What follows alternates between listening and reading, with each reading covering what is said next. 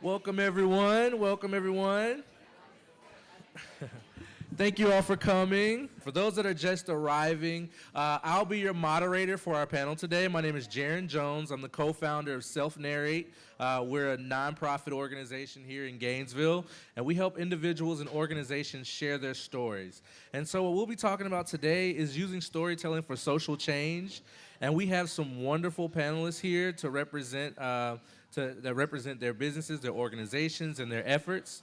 We want to welcome you to the Bull. All right, so at this moment, if we could have our panelists to come to the front, we're going to have you sit down here, and I'm going to kind of be off to the side, and we'll get our panel discussion going.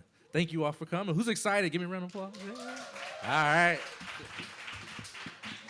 All right, so the way we want to run this panel discussion is we want you all to understand that we don't do the dumping method of a panel discussion where there's 4 people up here and all you do is hear them talk. So if at any point in time throughout the discussion something really provokes you and you want to ask a little bit more information or a deeper question or somehow collaborate, we encourage that because essentially a good panel discussion is one that meets the needs of those that are involved, and so we don't want you to feel that you're not encouraged to share and to discuss. So before we jump into the questions, we want to ask our panelists to tell everyone who they are, what they do, and how they use storytelling in the work that they do. Hi, everyone.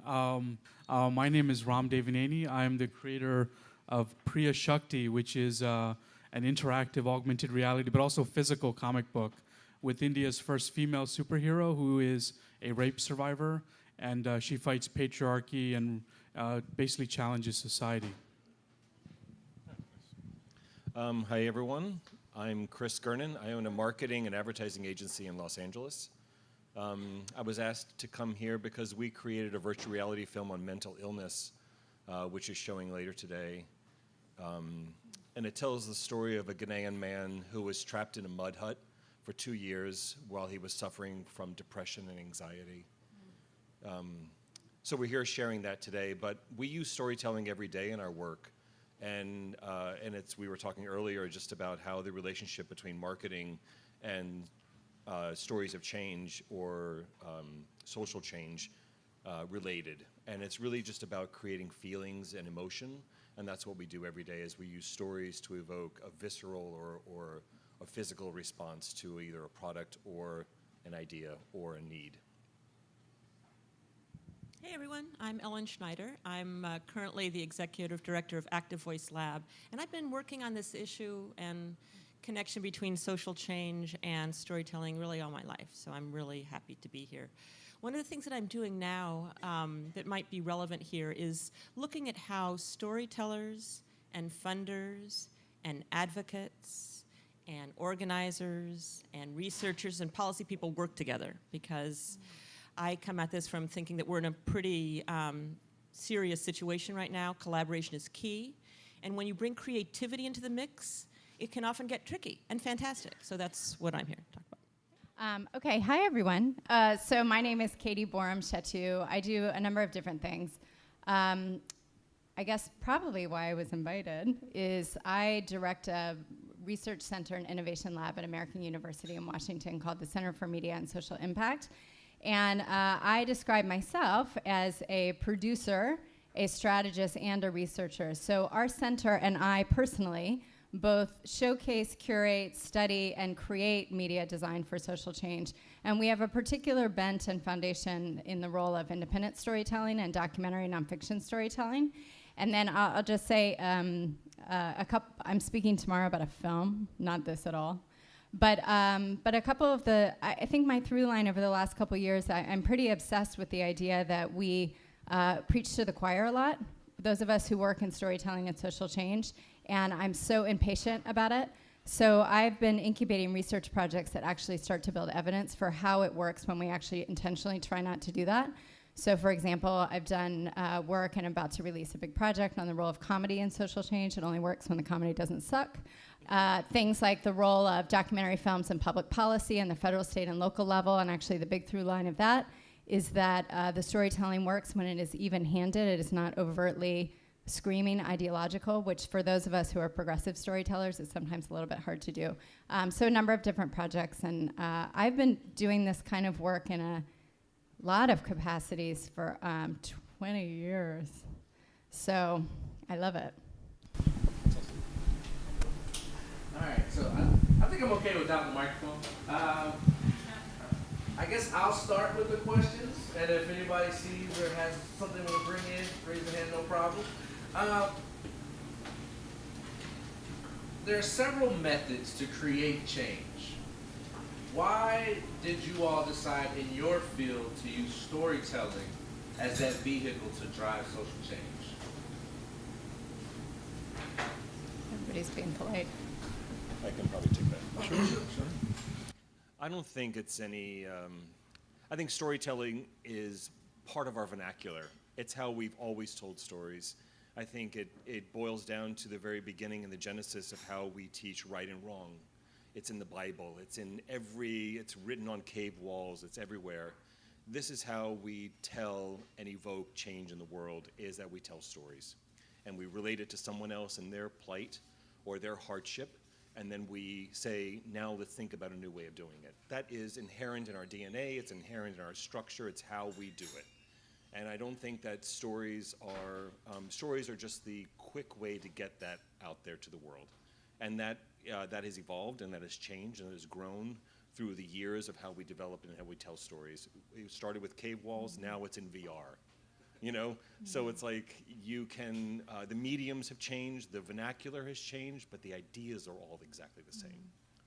Can I add to that from a research perspective? I mean, so I wanted to listen to you so I don't duplicate what you say. I mean, first of all, I love the creative art form of storytelling. It's always been a real passion of mine to be intimate with characters in documentary storytelling in particular. I think we just can erase all of our differences when we experience empathy. From a research perspective, something that we know in the media effects world is that narrative actually works differently in our brains, and a lot of people have talked about that already, but a theory that we use a lot in media effects work when we actually evaluate how storytellers move people is that when we are engrossed in a deeply involving story, we have empathy and involvement with characters, and we experience proximity to our daily lives. And what happens is that our barriers to persuasion are down, so we're actually more likely to be in agreement with the characters and experience empathy.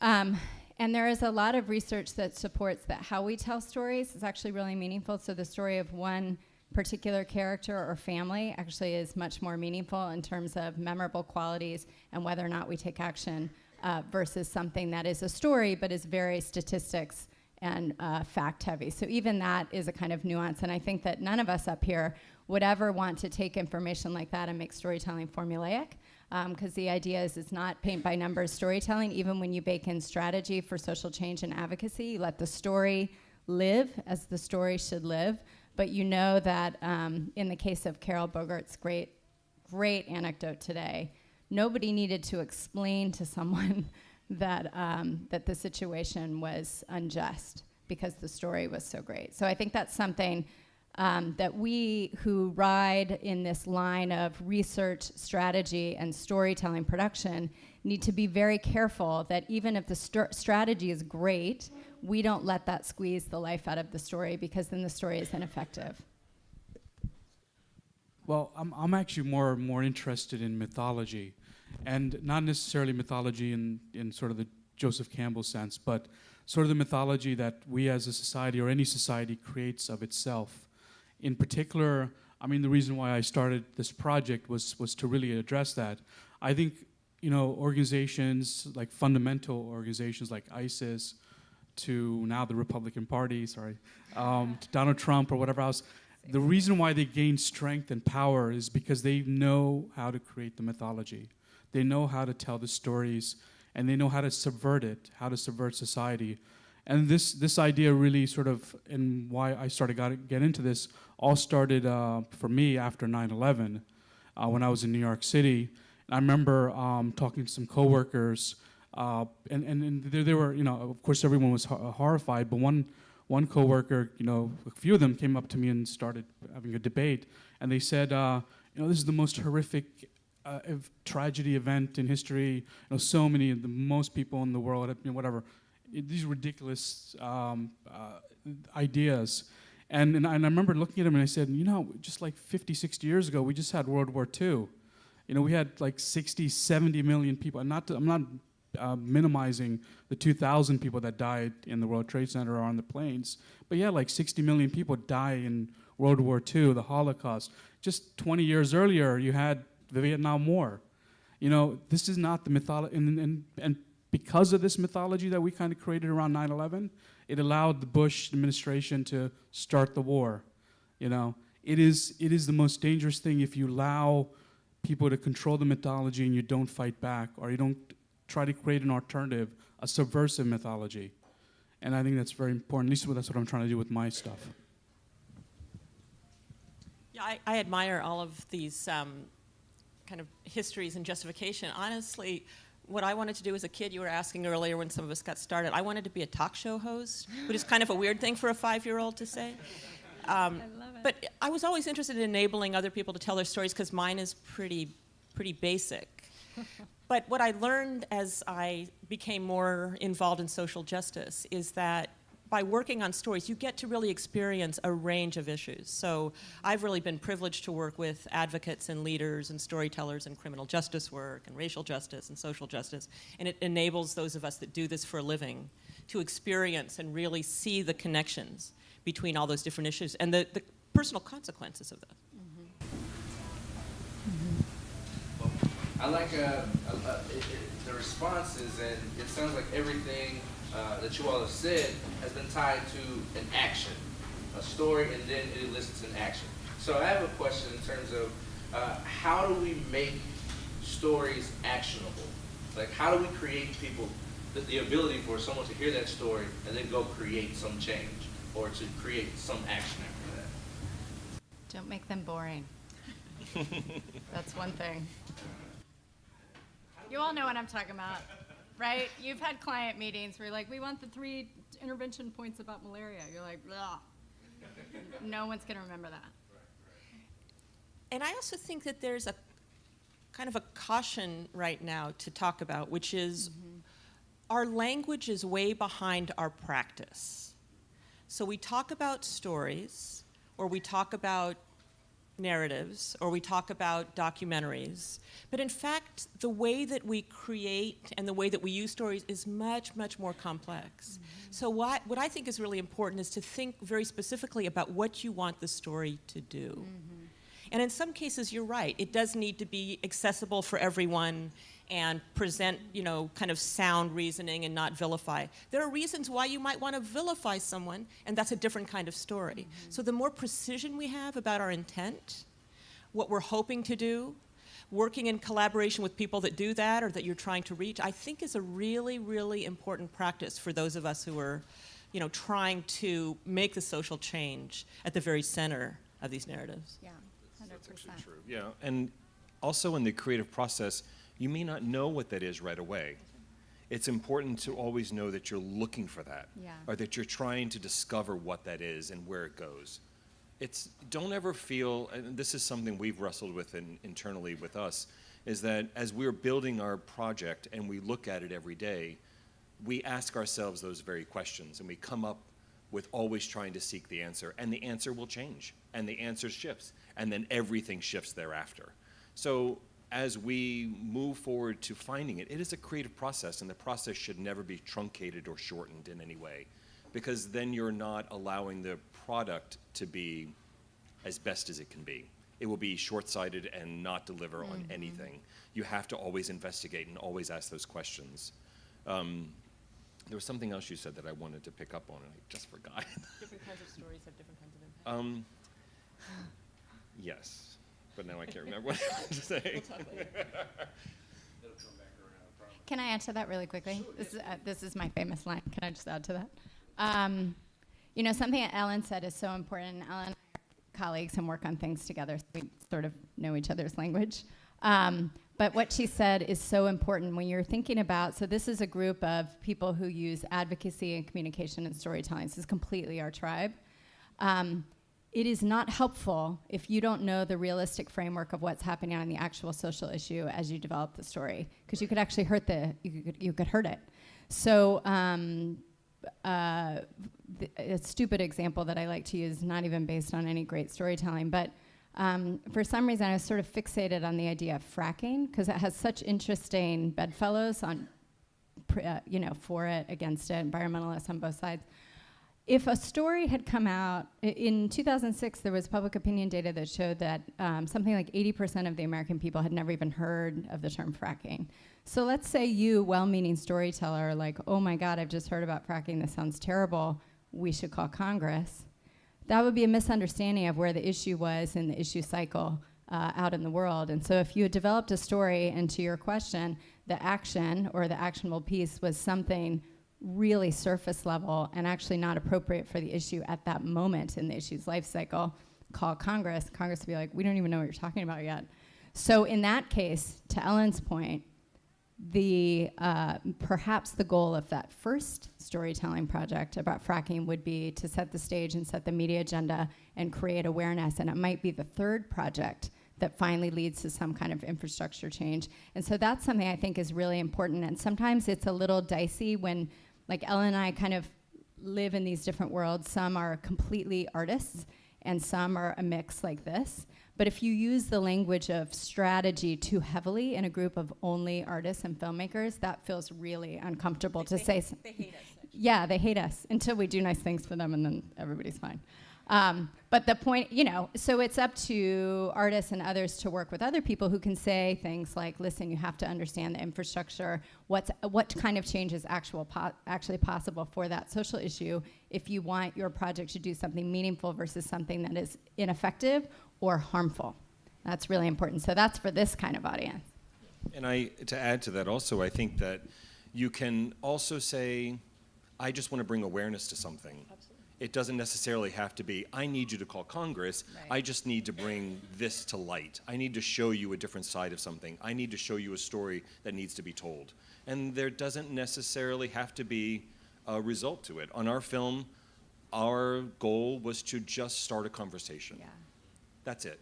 I just want people to talk about it. I want people to end the film and say, wait a minute, now what? That's that, and that was the goal. Rom, do you want to jump in? Because we're just going to keep talking. Yeah. Right. Well, I mean, I'm mostly an artist. I'm actually the social impact sphere. It's totally radically new for me. Because of the comic book, I started learning much more about it. But, the idea of sort of what we're trying to do with our comic book and the character Priya, this image of Priya riding a tiger, which is, as I mentioned in my talk, is a subversion of the goddess Durga riding a tiger, she's the ultimate goddess of feminine power. And I know there's some Indians here, so they totally understand what I'm getting at. But they also know that, especially in India and in Hinduism, and probably in most cultures, images and stories over a span of 100 to 150 years, even shorter, become part of the psyche, the psychology of society. So if our goal, hopefully, is this idea of a strong, empowered woman, which always existed in Hindu mythology but somehow has been lost, can be reinforced or re-implemented back into society. And that takes a lot of underground subversive work. It's not, it's just not the TV or anything else. It has to go at a very ground level, has to go into the villages up in Bihar, where they then have to, have that image on a calendar in their house, and when they walk out every morning, they see the image of a woman on a tiger, and that sort of slowly, that psyche infuses into their brains, and after 50 years, maybe 2 generations later, they can't differentiate where that image came from. And you can see that a lot especially in India, where they have images of gurus and whatever else, and they walk out and they give a prayer, or that image becomes part of the mythology that they want to live in. And that's what I hope what we're trying to do with this project, and especially trying to work with grade school kids, is this imagery of a strong, empowered woman, Priya, goddess Durga, comes back into the conversation. And maybe in 100 years, we'll have a generation or two generations will always look at what women should be looked at with empowerment, with respect, without patriarchy, so that, it's a process, but hopefully we'll get there. I was going to ask another question. And if all of you, I'm just curious, and maybe those of you who are storytellers out there, kind of jumping off on what Caty was saying, do you have if an advocate wanted to use your artistic work for advocacy, is that a problem for you? When you put something out there, do you want it to go forward with the intention that you originally held, or could you imagine it being used for a variety of different purposes that you actually don't have any control over? It's a good question. Our film is about a Ghanaian man. It's his story. And we've discussed this internally as well. It's like, how do we deal with the fact that this might live outside of our film? It's hard to separate those two because his story is so unique and so special and needs to be told in that context. If it was taken out of the context, it's not the artistic quality, it's more about his story and what is it injustice to him and how we tell his story. It's never about the artistic quality, it's how we protect his better interest and his evolution, not mine. I don't care one way or the other. It's more, my job is only to make sure that his story remains intact, and that's my only goal. I mean, our comic book is 100% free. It's on every conceivable platform you can think of. We even put free copies up on pirate sites, pirate websites, so that people can illegally download our free comic book and share it. So it's there. I mean, you can just read it, go on the website and read it. Of course, we've also distributed 20,000 copies at the Comic Cons, and we'll be distributing much more at the school system in Delhi. So, and we totally encourage people to steal our images and to steal the comic book and, share it. Yeah. I did have a question. We're kind of revolving around the topic of ethics and storytelling. So I kind of wanted to know from your perspective or from your experience, do you have a strategy or do you have a personal way to check in to make sure that as a storyteller, you are preserving the story of what's being told and that it's not being used in a negative way? What's that process like for you all? Yeah, there were certainly aspects of our story that we removed. There was always a conversation that we called it African porn, where we're making it, we're not sensationalizing Africa, and it's not an African thing. It just so happens that he lives in Africa, and this is what's happening to him as a person. I never wanted to exploit and have it be African. That's not our goal. Our goal is to shed light on an idea of this man and his journey and what he experienced, and never make it about. I don't want to sensationalize and belittle the African people or their culture or anything else. And in fact, we went through several iterations of this where we pulled back and we're like, no, that's not appropriate, that's not correct, this is not the way we want to represent him and his story. Always about the story and always about how to tell his story in the best light.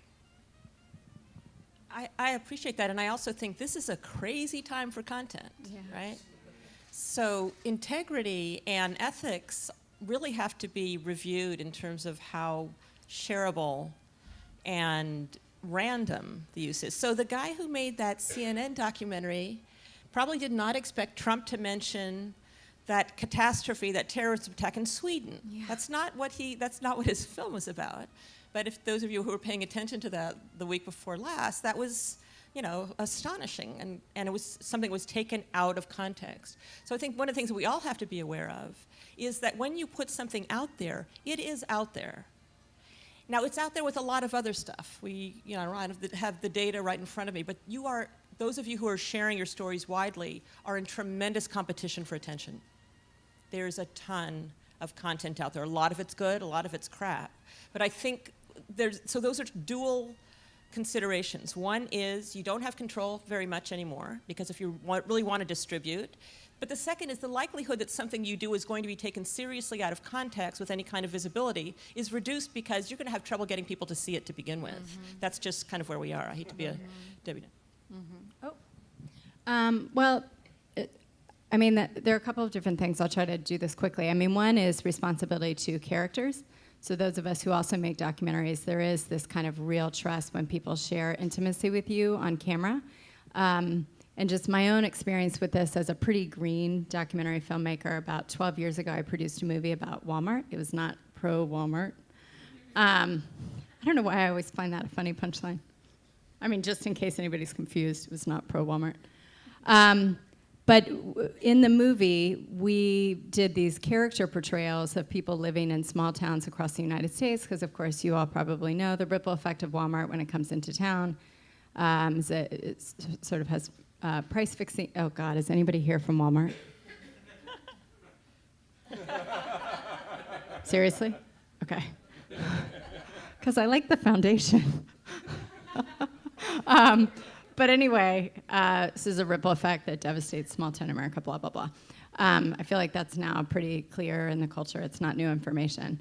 But what happened with our characters, and in 2005, it was just a minute before social media, and so it was not nearly as sort of dicey as it is today. But I think we were very transparent with people in small communities around the country about what we were doing, how the movie was going to go, all of that. But they were still unprepared, and frankly, so were we as the filmmakers, like super unprepared for how extreme the press was going to be on the movie. I mean, we got a lot of really good press because the press was very sympathetic to this issue, human rights abuses, et cetera. But the people themselves, the characters, I mean, we left town and we went away and cut the movie for 6 months, and then all of a sudden there it is, and it's in theaters across the country and other places to see it. And the press who was going to, Walmart's PR campaign went after the characters themselves. I had it still makes me feel really uncomfortable.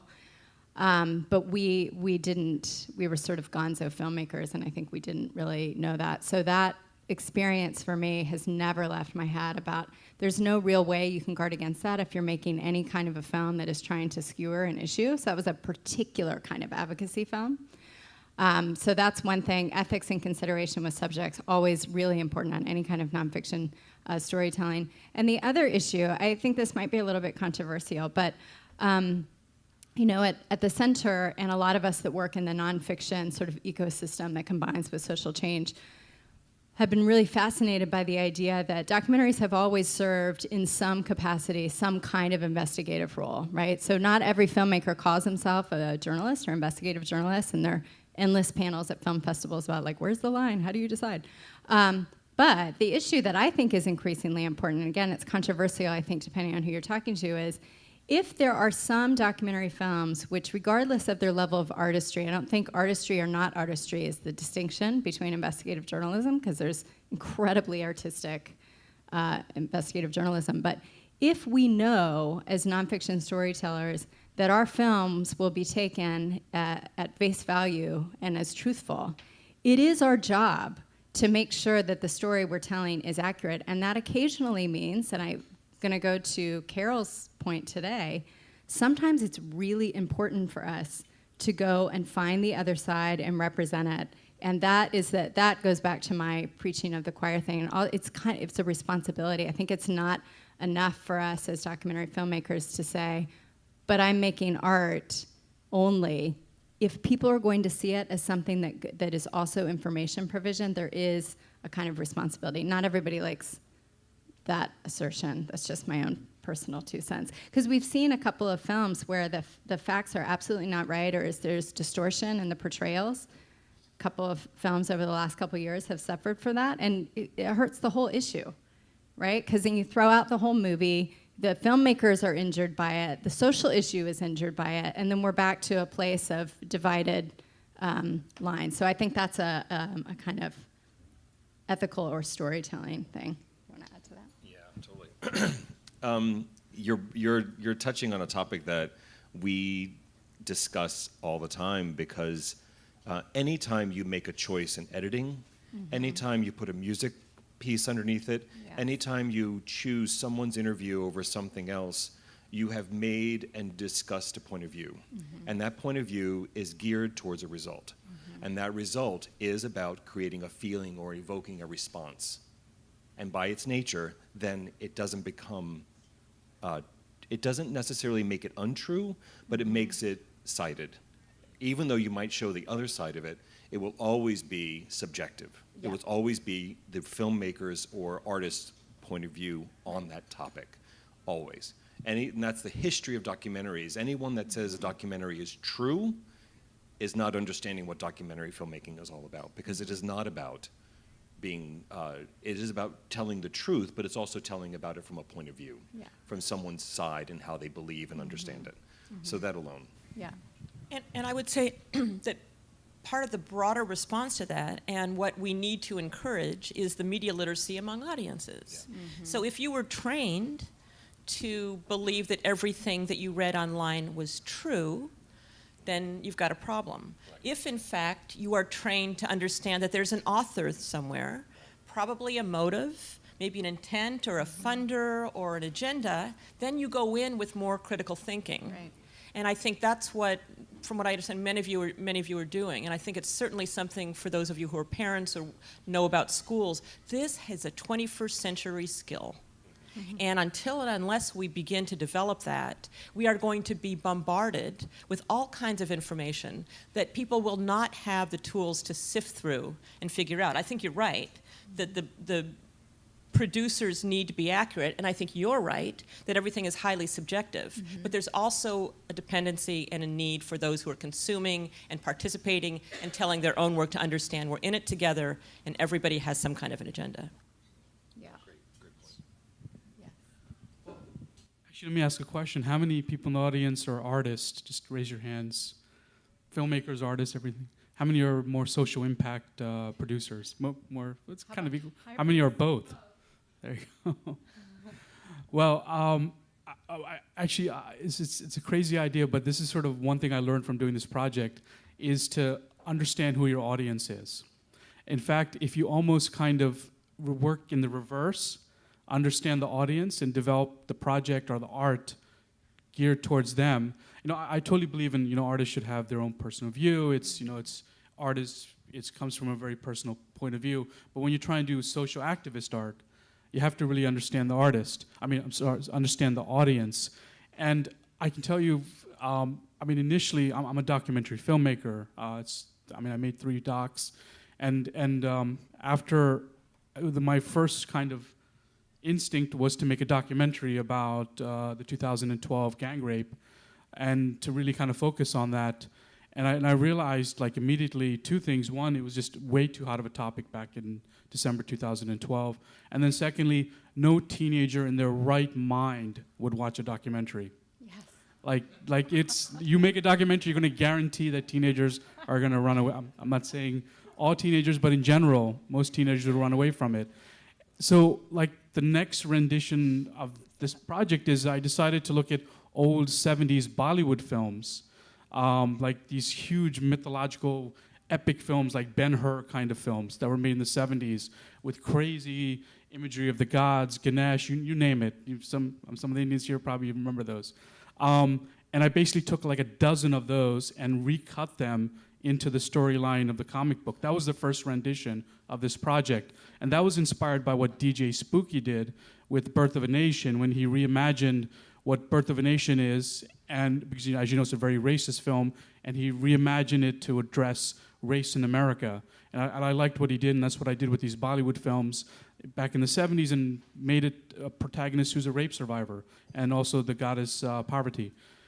And that was done, and then that sort of led Dan Goldman. We met up at a meetup, and he saw those videos, and he said, "Holy cow, these look like, these are Technicolor films. These should definitely be a comic book." I was not thinking of a comic book initially when I started this project. It was a gradual process as an artist, kind of developing something, and then I brought in social impact people and others to really help kind of guide it along, so that, and of course, rape survivors, and then eventually acid attack survivors for the second one. And a lot of people gave in their input including teenagers, which we kind of field tested. We did field test in Mumbai and Delhi. So it was like it's the process of creating social impact art is such a long road, and it's not always so concrete. And you got to keep twitching it to make it work. We do a lot of collaborations in storytelling. So we might work with the organization, we might work with nonprofits or individuals who are trying to get something that may not be seen as exciting, boring to say. How do you use storytelling to excite a boring topic or to bring life to statistics? Because a lot of times we meet with people and everything is data driven. So they want to, especially if it's scientific, they want to tell you, 50,000 molecules do this, that, the third. But how do you get someone sitting at home to care about those molecules? How do you bridge that gap between storytelling and content creation? I can start on that really fast. So one thing that I think is really clear, and I love saying this in a conference like this one, is that, so I worked at a communication agency before my academic job, and I was doing social change communication, so I understand the agency world too. A lot of you are probably from agency. And I know from even doing social change work inside an agency that nonprofit clients and any clients, they actually need evidence to step out on this limb and see storytelling as an actual strategic tool instead of some like adorable thing to do. That an actual tool that will be better for you than 8,000 policy briefs. So one of the things that I've been working on is developing intentional experimental design studies to actually give that evidence, because it's not because I feel like I already know the answer to that, but I think other people and serious research-driven NGOs among us actually need that evidence in order to do that. There was one other thing that I wanted to add to that. In a project that I talked about it last year at Frank, I did the talk about poop jokes. I feel like I'm always going to be known by that, which I'm super happy about.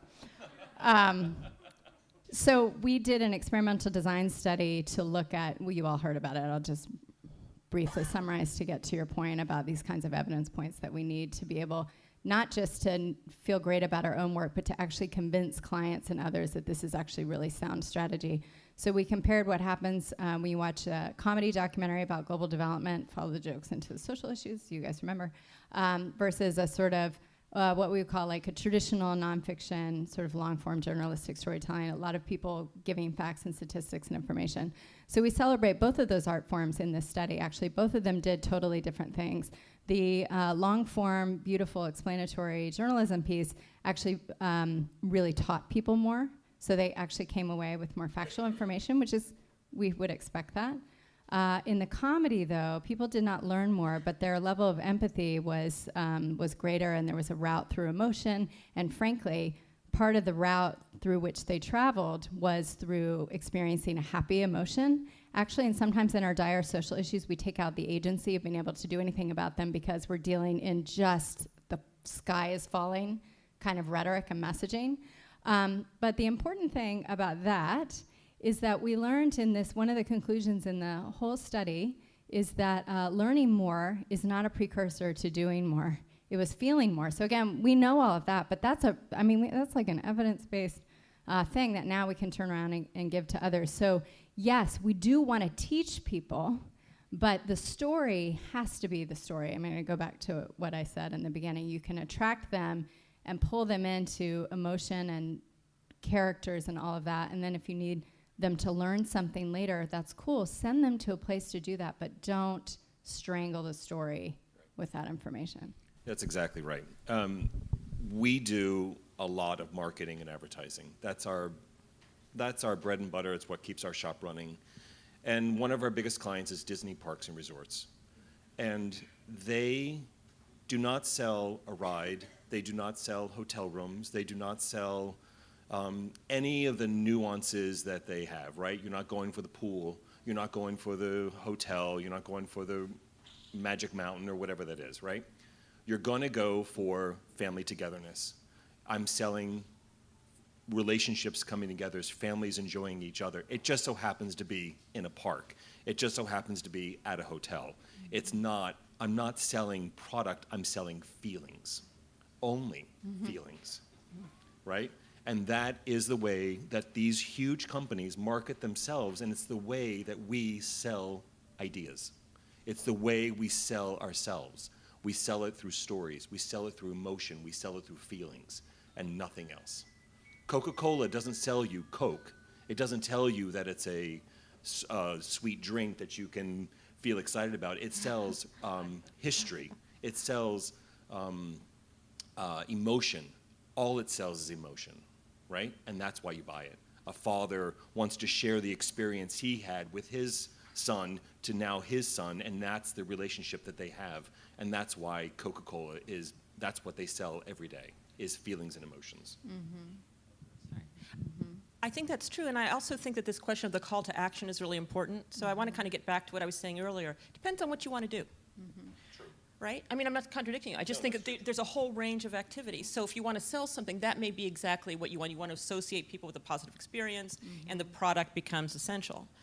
If you want to call people to action, the story might be better expressed through rage. You might want to galvanize your base and give them the information about what exactly they can do to change this. If you want to move towards attitudinal change, you might be more focused on the characters and the empathy. If you're looking for policy change or institutional change. So I think, again, that's where the story literacy comes in. And really, and I agree with Caty that these are often ideas in tension, right? They're in tension with each other because the creative part of us wants to be true to the drama, to the energy, to the passion of the characters and the circumstances. And the strategy part of us, those of you who are doing both, needs to have an eye on the prize and the outcomes. I do think it's possible.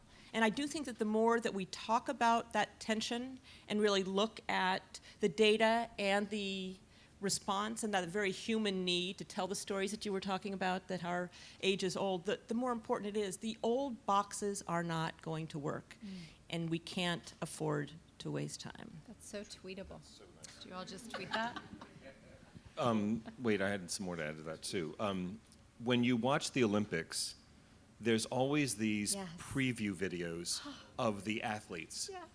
And you end up learning their history. You end up learning who they are, where they came from, what their struggle was. And when you see them then compete on the field, you're rooting for them. You want them to be successful. You want them to win because you know their backstory. That's selling feeling. That's selling, let me connect you to another individual. Let me make you understand his plight and his struggle. That is a call to action in and of itself. It's making you root for someone else. It's making you have a visceral reaction to them winning. That's the goal of good storytelling. So good. That's great. You just got to be careful that you pick the right people, like not OJ or Lance Armstrong. That's always. That's why my character's fictional, because she's definitely. It's totally under our control, the story. Well, you mentioned a tweetable moment, and so that made me think about, we live in a day where, social media, you have to, in some way, shape, or form, survive on social media. And like I said, you're competing for stories. People are bombarded with information and content. How do you all use social media to help drive those stories? And do you change the way you tell that story based off of the social media platform, i.e. Twitter, Instagram, Facebook, Periscope, what have you? You have really good questions. Who wants that one? I'm terrible at social media. No, I love that other people, look, I understand social media, and as an agency person, I used it in strategy and all that. But now in my current role, I'm so busy doing the thing that I need, actually, this is a call to action for you guys. I'm so desperate for someone to translate the work, even though I myself am a translator. It's very navel-gazy, but I do believe that is an art form in and of itself, and it is a language, and I don't have time to fit it into what I do, but I do lament it on a daily basis. Who wants to be my consultant?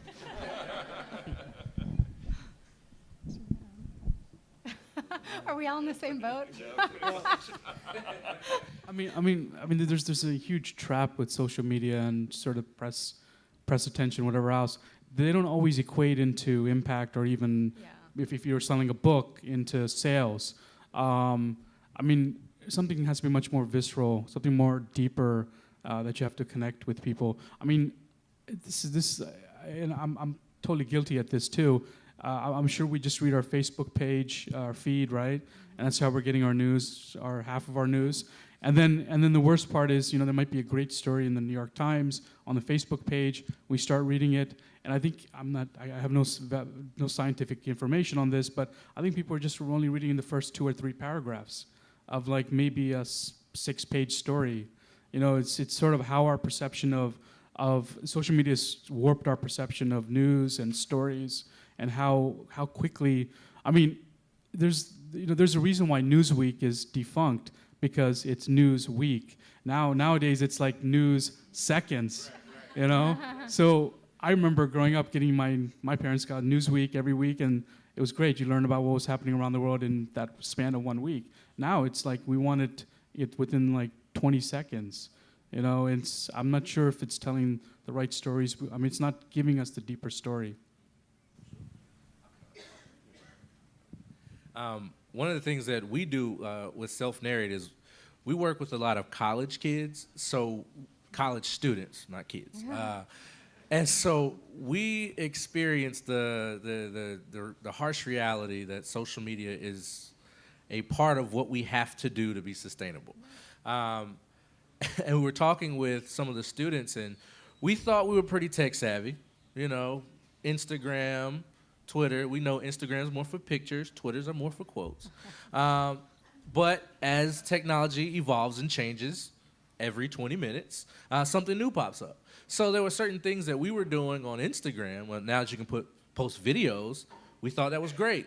Well, we found out that students are scrolling through Instagram, and if the video has volume, they can't look at it in class. So now when we post things, we try to provide closed caption for those who are scrolling in class. And so it's interesting to see that, as soon as you think you wrap your mind around social media, something changes. And so what we found is we have interns, and our interns keep us pretty much hip to the evolving needs of our students or our audience or our population. So I would recommend in your organizations, find out who the people are that you're trying to reach, how they ingest social media, and then make sure that it fits that need. I have to add to that because I'm also a professor, and so I totally appreciate. I have a no screens policy. Yes. And the first year I announced the no screens policy, I did have a pretty bold student who said, "Listen, here's how the compact has to work. You have to not suck in order for us to not distract ourselves with you." So I was like, "Oh my God, okay, I got it." But actually, something you said that I bring it back to the social change part that I think is really important. I obviously use all the social media channels. I just don't have time to make it smart and strategic. I'm just like, here's a picture. But social media is becoming increasingly bifurcated depending on the audience. I think that is incredibly important on this preaching to the choir business. So just something anecdotal with college students. So I started professoring 7 years ago. And I in my early days in classes, I would say, look, who wants a Facebook page for our class? And everybody wanted it, so I ask every year, and then slowly over time, nobody wanted it. No, and I say, you don't have to be my Facebook friend, and by the way, you won't be mine, but who wants it? And so it's so generationally specific. So now my current 21-year-old college students are not on Facebook anymore because their parents have joined, and their grandparents, they're driving them crazy. And so they're not even, their language in Snapchat and other forms is completely different than language that I would use. So when I'm communicating on my Facebook community, it's not just the fact that people are like me, my age cohort, urban, blah, blah, blah, but they're not even in the same, we're not even in the same age group. So that bifurcation of social media, depending on the tool, I think is very important for social media people to think of. And then people like me who don't have time to be super strategic with social media, we kind of need our really smart contemporary communication professional friends to be on top of that so that we're not just preaching to the choir. Yeah, and also to add to that, social media is also about little small morsels of chewable bites. So that has to be engaging. It has to be able to stop someone in their tracks and let them watch and see something. So for me, that's all about storytelling. Yeah. You know, it's always back to storytelling. It's never about factual information that people go, not interested, move on. It has to engage you and grab you and let you stop and watch it. But then to your point too, it's like, it's not just college students. It's in corporate offices. It's on conference calls. It's people who are in cubicles that want to see social media. So don't limit it, just like we're having a conversation about college students, but Right. it is everyone. Yeah. You know, it's everyone out in the world who's in the workforce who's sitting on a conference call and someone's yapping on and you're scrolling through your social media. That's what I do. You know, I listen for exactly what I need to listen to, but I'm scrolling the whole And then you time. say, oh, I'm sorry, I didn't quite hear that last And question. I've done that too. Can you go back? Wait, I missed that. Everybody's Yeah. onto that. Do you have time for a little digression? Okay, I've got a little digression. I think you're absolutely right that there are consequences of the highly fragmented audiences, right? So people are in their own echo chamber, they're listening and watching and, you know, tweeting about things that they already know and things that they already care about. I learned of a silver lining on this fragmentation thing a little bit, or at least the information loop. And it was from Johanna Blakely, who's at the Lear Center in Hollywood. And she was telling us about some research that they did. The ACLU contracted them to do some content analysis in popular culture, specifically television, to show that terrorists were most likely to be swarthy men of color on TV shows. And ACLU, was positing that that's one reason, that's contributing to stereotypes and therefore criminalization and all kinds of terrible policy and other kinds of behavioral moods. So the Lear Center did a content analysis of television and looked at who the terrorists were in fictionalized series. And basically the ratio was pretty much accurate to who's actually terrorists in the United States. It was more white men than men of color on those shows. Why? Well, what we think is that the producers understand that if they use predominantly men of color in those roles, they were going to get hell from people on social media. So it's just really interesting to think about how the technology is also influencing decisions made in mass culture. That's great. So it's complicated. Yeah. Well, possibly. I mean, but the sort of imagery of the terrorists has existed even back in the 70s, when we didn't have social media. And yeah, it's, I mean, I actually freak out when my white friend walks into a movie theater. That's like, for me, the scariest thing is like when a white guy walks into a movie theater or a kindergarten. It's like, holy shit, I gotta be careful, you might have a gun or something. But I'm joking. No, but yeah, I don't know. I don't know what else to say about that. That imagery of colored people of all disciplines being portrayed as terrorists is like, it's been in culture for a long time. I'm not sure how to subvert that, even though most of the American Taliban are basically white guys. I think, as a man of color who grew up in theater, huge film fan. I think that, in telling the stories, we have to create spaces where more stories are told. Yeah. I think that we've seen, even with the Oscars, that we're starting to highlight more stories. We're seeing that stories untold. And we have a duty in like your documentaries and in the research and the work that we're doing and the advocacy that we're doing to highlight those stories, those things unseen, and figure out ways that we expose that to the public. That way, it's not a stereotyped image, Right. because there are multiple perspectives of people of color or anyone that we're advocating for. I think we have about 10 minutes left, so I wanted to kind of talk about, we've talked about what makes a good story, how to use it on social media, not making it boring. I think a concluding question for myself is, how do you all evaluate the impact of the stories that you've told?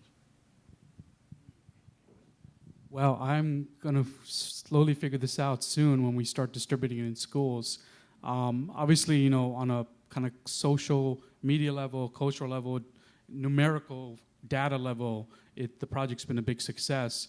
But I think the real trick is the school system for us, is to see how the comic book resonates in schools, and over time, if it can be part of the curriculum, part of the mythology of society, and then, it'll take a while to really assess that.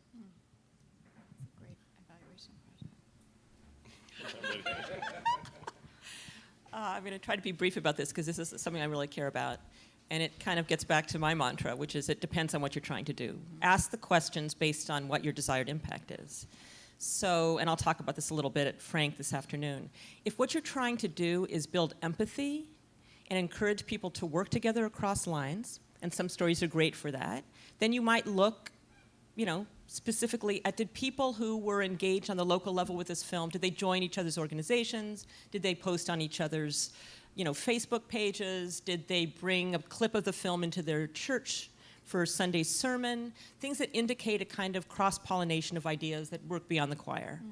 If you're trying to tell a story for advocacy, you would be looking for calls to action, and those actions are taken. So in that case, a film about fracking, you might look at, did people start meeting with their legislators about it? Did they join the organizations that are doing that work? Did they sign petitions? So really the outcomes and the indicators need to be directly correlative to your own objectives. And the ways that you measure have to do that as well. There was a tendency a while ago to think that big data was going to be the answer.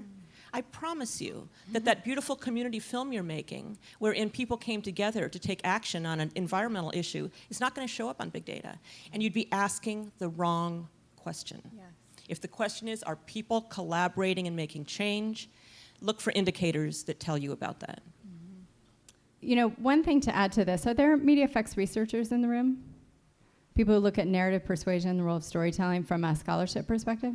Okay, so I'll just geek on that for just 1 second. When we talk about largely communication and storytelling, there's like 60 years of established research in communication and media studies that looks at how we understand both short-term and long-term impact of storytelling. So that is a really well-developed body of social science research, actually, so we don't need to reinvent the wheel on that. But when I think about, and when you talk about portrayals of people of color as criminals, is a long-standing body of research in an area called cultivation that shows that over time, and this is really intuitive, which is why great theories should be intuitive, that over time we actually match our feelings of danger based on how people are portrayed consistently. This has to do with gender roles, people of color, occupational roles, et cetera. But stepping back, and lots of social science research, some of it's not translated. But I tend to think in 3 areas, because I actually think that a lot of the media effects research, which I do, by the way, and I really love it, which is the direct psychological impact of experiencing a story. I love that kind of research. It's very straightforward, it's very clean, you can find lots of information. But that alone does not tell the complete story at all. And it does go back to what Ellen's saying. What are you trying to do actually in a movement or in the world? So I think about it in terms of 3 different areas. One is the marketplace metrics that we know really well as communication people, right? So we know metrics of Google Analytics and shares and earned media impressions and all of that stuff. So that stuff still matters. And then there's the media effects research piece, which is the psychological impact of experiencing a story and what route that travels through in terms of how you learn about information or feel about people differently. But then there's this other part that's really the sociological impact that also is captured in communication scholarship, how we set media agendas and how we change framing on social issues around a particular story. So for me, just because I really like living in an academic world and sort of professional and producer world, I like that space right in the middle, because too much of one or the other kind of makes me bored. So it's not sufficient, for example, something I've been writing about over the last year and a half, and now I'm developing into something more serious that I can publish in a scholarly journal is the impact of the movie Blackfish. So if you look at, that's an incredible example of so many things. And by the way, there's a lot of data for us to be able to do that. That's why it's interesting. You have SeaWorld's dropping stock price that's publicly available data. I've downloaded all of it for 3 years against the backdrop of media coverage and how the frame changed around this issue over time. But in that case, you can't possibly say this is a media effects story only. You can't say that everybody saw this movie and then not everybody saw the movie. So that to me is a framework that is much larger, that needs several bodies of research to attach to it. Yes, I'm sure it had a narrative impact, and we could see that very easily in experimental design. It was the story of one character. It's a named character, even though it's an animal. We know from other research, like Paul Slovic, who came last year, that it doesn't need to be a human. If it's an individual story, even if it's an animal, it elicits kind of empathy. So we know the media effects piece is part of it, but we also know the grassroots organizing and the media discourse and framing was absolutely a part of it. We know that NGOs like PETA and others absolutely fueled this fire for 3 years. And then we know that the story, from a journalistic perspective, the story of the failing stock price that goes on for 3 years, every time it drops, reporters would really gleefully report on it, and that starts the narrative framing train all over again. So by the time you get to 3 years after that movie premiered, a small independent documentary that did, and there's the role of strategic distribution, right? It went to Sundance, it went theatrical, it was on television, then it was on Netflix. Each one of those is a totally different kind of audience and a different access points that offers entry into journalistic conversations about it. So you could never go back, going back to Ellen's point, to say, it's just because people watch the story. That it was a little tiny movement. So each one of those, I believe, is interesting to study as a facet in and of itself to kind of build this, my new favorite word, gestalt, of what happens with the story, because you can't even tease out any one of those. But together, it's a very powerful story about what happened, and each one has a different evaluation approach. I think we have about 3 minutes. Is there anyone in the audience that has a question for the panel? Yeah, I'm really curious about, you guys use the word visceral a lot in terms of framing the impact. But where is the difference from an ethical perspective between visceral and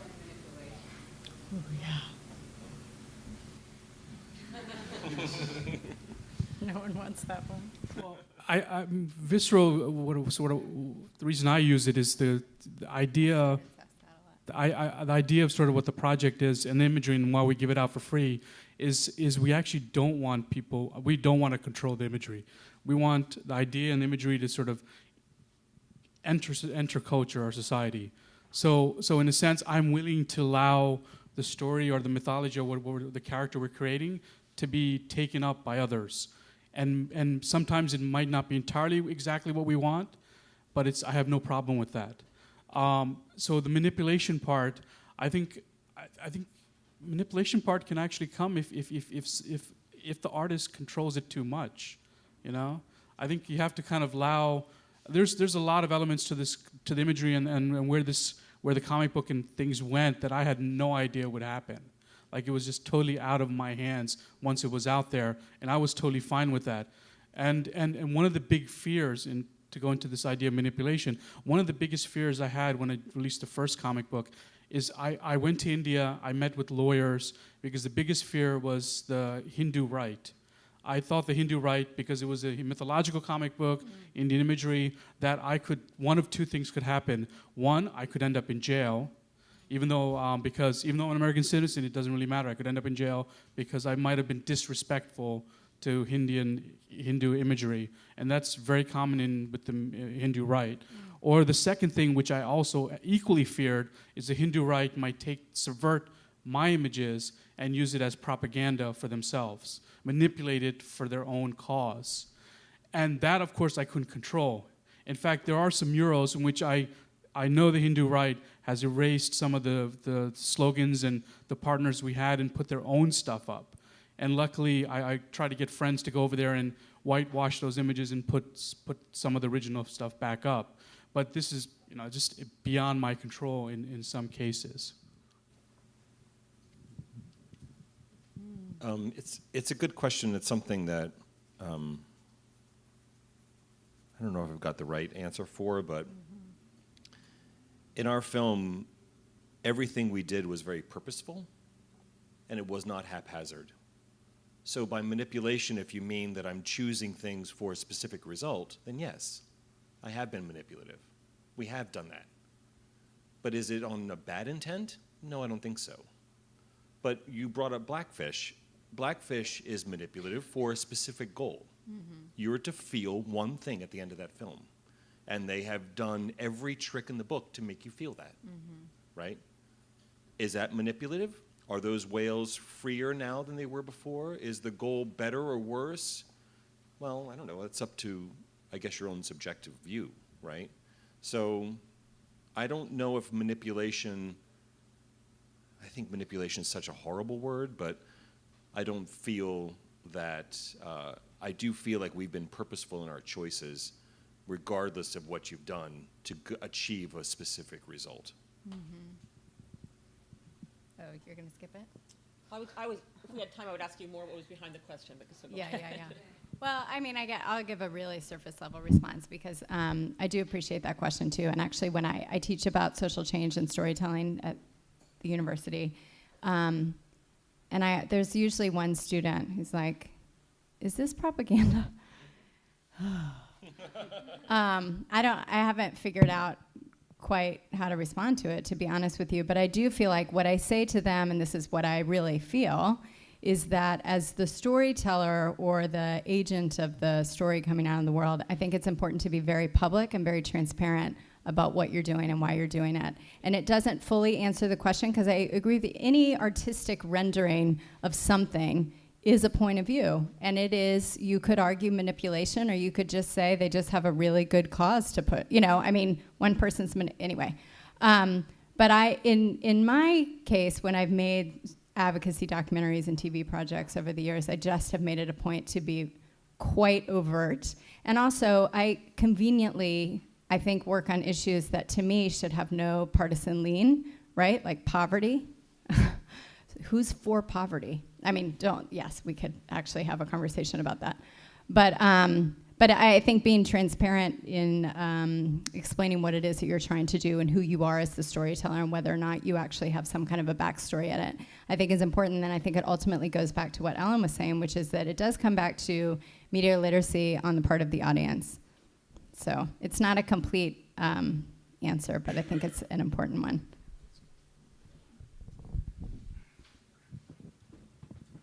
Well, one thing that we do know about being storytellers is that we could talk for days. Unfortunately, we have to wrap up now. But I want to just thank you all for your perspective and your knowledge today. And thank you all for being active participants in this panel discussion. Please, we encourage you all to look each other up, to network. I love to end any piece that I'm involved with the quote by the late Dr. Maya Angelou. And she states that there's no agony like bearing an untold story inside of you. And so we just hope that through this conversation, you're encouraged to share not just your story, but the stories of those untold. Can I just add really quick? Yes, you are a please. really good moderator. I feel like that's very important to say. Thank you. I mean, you all have all been to panels where you know the moderator phoned it in or didn't do the research or is not engaged or not authentic. And you're like, ugh. And then the panel is terrible. You are the best moderator I've experienced in years. Wow. So, Well, thank you. I appreciate that. I did do a lot of research on you all because I'm interested in the work that you all do. So I'm thankful for the opportunity to be here. So I appreciate it. Yes. All right. Well, that concludes our panel discussion. Thank you all for coming. I'm gonna make that and happen. have a good one.